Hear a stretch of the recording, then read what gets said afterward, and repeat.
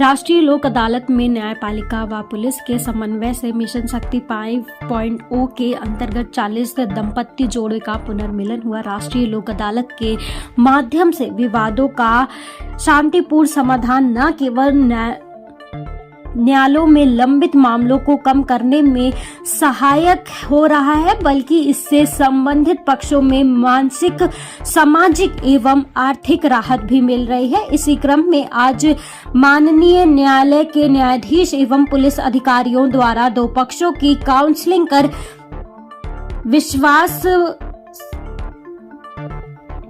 समझौते के लिए प्रयास किए जा रहे परिणाम स्वरूप 40 बिखरते परिवार पुनः एकजुट हो सके हैं। न्यायाधीश व पुलिस अधिकारियों की उपस्थिति में सभी 40 दंपत्ति जोड़े का फूल माला व उपहार प्रदान कर उनके उज्जवल भविष्य की कामना करते हुए विदा किया गया। इस सकारात्मक पहल से अनेक परिवार में पुनः खुशियां लौट आई हैं।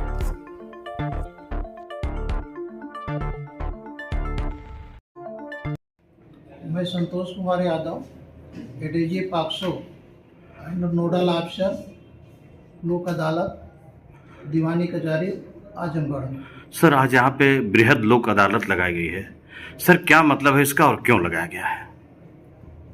आज यहाँ पर जो लोक अदालत का आयोजन किया जा रहा है, माननीय उच्चतम न्यायालय एवं माननीय उच्च न्यायालय के निर्देश के अनुसार तथा माननीय जनपद न्यायाधीश महोदय के निर्देशानुसार लोक अदालत का आयोजन किया जाता है। प्रत्येक त्रैमासिक में लोक अदालत का आयोजन किया जाता है, जिसमें जो पीटी ऑफेंसेज होते हैं, दीवानी वाद होते हैं, पारिवारिक वाद होते हैं, मोटर एक्सीडेंट क्लेम से संबंधित वाद होते हैं, एनआई एक्ट से संबंधित वाद होते हैं और आर्बिट्रेशन से संबंधित वाद होते हैं और कुछ क्रिमिनल कंपाउंडेबल ऑफेंस होते हैं छोटे छोटे, उनके वादों का निस्तारण इस लोक अदालत के माध्यम से किया जाता है। बैंक से संबंधित वाद होते हैं, उनका भी निस्तारण किया जाता है, जिसके लिए हम लोग फोरम उपलब्ध कराते हैं बैंक को। सर, आम जनता को इससे क्या लाभ मिलता है लोक अदालत से? आम जनता को लाभ मिलता है, सामान्य दिनों में जितना अर्थदंड का अधिरोपण किया जाता है किसी भी अभियुक्त पर, उससे लगभग 20-25%, 30% तक कम अर्थदंड अधिरोपित किया जाता है।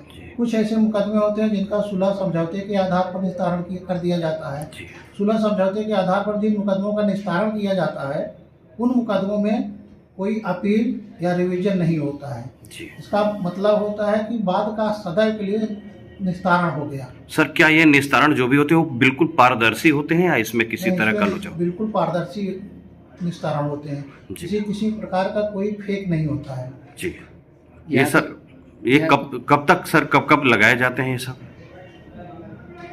पहली लोक अदालत जो होती है मार्च में आयोजित की जाती है प्रत्येक वर्ष की, फिर उसके 3 महीने बाद मई में आयोजित की जाती है। क्योंकि जून में दीवानी वाद बंद होते हैं, इसलिए मई में आयोजित की जाती है।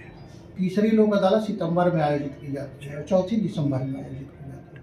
तो वर्ष में इस प्रकार से 4 लोक अदालत का आयोजन किया जाता है, जो नेशनल स्तर पे होता है। पूरे भारत में लोक अदालत का आयोजन किया जाता है। इसमें किसी प्रकार का कोई अन्य मतलब नहीं होता है। इसमें एकमात्र आयोजन होता है कि अधिक से अधिक छोटे वादों का निस्तारण, जिसके लिए आम जनता दौड़ती रहती है। बिजली से संबंधित वाद है, बिजली के संबंधित वाद का, बिजली का बिल भुगतान से संबंधित वाद है, अगर उसका निस्तारण कराना चाहता है तो यहाँ आकर करा सकते हैं। यानी सर, बृहद जो लोक अदालत लगाया जाए, जितने लंबित मामले हैं, पेंडिंग मामले, उसका निस्तारण का ही इसका मेन जरिया होता है। कुछ चिन्हित बात होते हैं जो पीटी ऑफेंस होते हैं, कंप्रोमाइज के आधार पर होते हैं, जिनमें कम अर्थदंड से संबंधित होते हैं, उनका निस्तारण किया जाता है। अच्छा, मान लीजिए सर, अगर इस बृहद अदालत में जैसे फरियादी आए हैं अपनी फरियाद लेकर, अगर इसमें नहीं अगर उनका निस्तारण हो पाता है तो क्या अगली जो लगेगी अदालत उसमें इसको फिर किया जा सकता है? किसी फरियादी का इस लोक अदालत में निस्तारण नहीं हो पाता है जी, तो उसे अगली लोक अदालत में अपॉर्चुनिटी प्रदान की जाती है। क्या सर? उसे सुना जाता है। हो सकता है कि आज वो नहीं तैयार है, जितना अर्थदंड निश्चित किया जा रहा है। हमारी भी सीमाएं होती हैं, हमारे न्यायाधीशों की सीमाएं होती हैं, या बैंक कर्मचारी हैं उनकी सीमाएं होती हैं। तो उन सीमाओं के तहत रहते हुए, उनके अंतर्गत रहते हुए उसको लाभ प्रदान किया जाता है। हो सकता है अगली बार हम उससे ज़्यादा, हमें ऊपर से निर्देश मिल जाए, जी, ज़्यादा जी, लाभ जी। प्रदान कर सके और वो तैयार हो जाए, अगली बार वो निस्तारण करा ले। सर यहाँ पे जो फैसला होता है क्या वो फैसले के बाद कोई अगली अदालत में कर सकता है? यहाँ के फैसले के लोक अदालत के फैसले के किसी भी अदालत में कोई अपील नहीं होती, कोई रिवीजन नहीं होता। अगर यहाँ निस्तारण सर नहीं हो पाता है तो यहाँ निस्तारण नहीं हो पाता तो रेगुलर कोर्ट में हो सकता है। रेगुलर कोर्ट में। अगर रेगुलर कोर्ट में नहीं कराना चाहे तो अगली लोक अदालत तक इंतजार करें, अगली लोक अदालत में हो सकता है। अगली लोक अदालत में नहीं करा पाएंगे तो अगली लोक अदालत में हो जाता है। यानी निस्तारण होना ही है। होना है, बात का निस्तारण होना ही है। मैं Ankit Verma, secretary district legal services authority Azamgarh. Sir बृहद लोक अदालत लगाया गया है यहाँ पे, सर इसके बारे में क्या है और पूरा बताएं सर। राष्ट्रीय लोक अदालत का आयोजन पूरे भारत वर्ष में आज किया जा रहा है, जिसका मुख्य उद्देश्य यह है कि वादकारियों को अधिक से अधिक लाभ पहुंचाना, चाहे वह दीवानी न्यायालय के मुकदमे हो, बैंक के मुकदमे हो, बिजली के मुकदमे हो, किसी भी तरीके के मुकदमे जो उनके आज यहाँ पर लगे हुए हैं, उसमें उन्हें ज़्यादा से ज़्यादा लाभ पहुँचाने का उद्देश्य हमारा रहता है, ताकि वे अपने वादों का निस्तारण कराकर यहाँ से खुशी खुशी अपने घर जाएं। किस तरह के सर मामले ऐसे होते हैं जो इस लोक अदालत में वो नहीं आते हैं, मतलब नहीं माने जाएंगे यहाँ पे, किस तरह के वाद होंगे वो? जो घोर आपराधिक मुकदमे हैं जी, उनका निस्तारण आज लोक अदालत में नहीं किया जाता है। जी।